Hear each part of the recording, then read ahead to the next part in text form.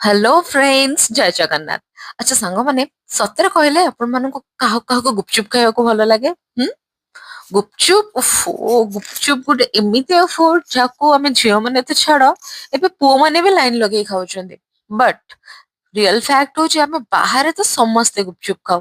ଘରେ କିନ୍ତୁ ଆଜି ସ୍ପେଶାଲ ଗୁପଚୁପ ବନା ହେଇଛି ଆଉ ଇଏ ମହାଶୟ ମୋ ହଜବେଣ୍ଡ ସିଏ ଆଜି ଆମ ସମସ୍ତଙ୍କ ପାଇଁ ନିଜ ହାତରେ ଗୁପଚୁପ ବନେଇକି ଦଉଛନ୍ତି।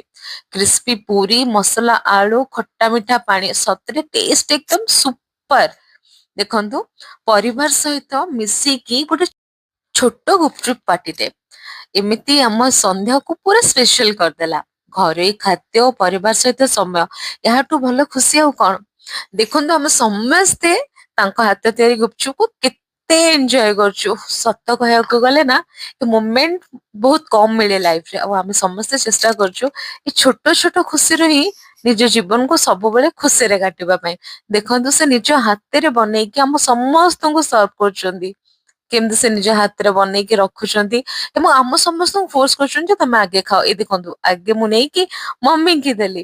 ମମି କହୁଛନ୍ତି ନାଇଁ ନାଇଁ, ସେ ଫାର୍ଷ୍ଟ ଟାଇମ ବନେଇଛି, କେମିତି ହେଇଥିବ, ତ ମୁଁ ମୋ ହାତରେ ତାଙ୍କୁ ଖୁଆଇଦେଲି। ଏବେ ଦେଖନ୍ତୁ ତାଙ୍କ ଏକ୍ସପ୍ରେସନ, ୱାଓ, ସେ ବି ଫାର୍ଷ୍ଟ କହିଲେ ଯେ ଭଲ ହେଇଛି। ଏବେ ଦେଖନ୍ତୁ ମୁଁ ନିଜେ ଖାଇଲି। ମୁଁ ନିଜେ ଖାଇକି ସତ କହୁଛି, ଯେତେବେଳେ ଫାର୍ଷ୍ଟ ଗୁପଚୁପର ବାଇଟ ଟା ମୋ ପାଟିକି ଯାଇଥିଲା, ପାଣିର ଟେଷ୍ଟ ତ ଫାର୍ଷ୍ଟ ଅସମ ଥିଲା, ଆଉ ତାପରେ ଗୁପଚୁପର ଟେଷ୍ଟ ତ ନ କହିଲେ ସରେ। ତାପରେ ନା ମୁଁ ଟ୍ରାଏ କଲି ମୋ ହଜବେଣ୍ଡକୁ ମୁଁ ନିଜେ ଖୁଆଇଦେବି ବୋଲି, ତାଙ୍କୁ ଖୁଆଇଦେଲି, ତେବେ ତାଙ୍କ ଏକ୍ସପ୍ରେସନ ଦେଖନ୍ତୁ। ହୁଁ, ତାଙ୍କ ଏକ୍ସପ୍ରେସନ ବି ୱାଓ, ସେ ବି କହୁଛନ୍ତି ସୁପର ହେଇଛି, ସତରେ ଗୁପଚୁପ ସୁପର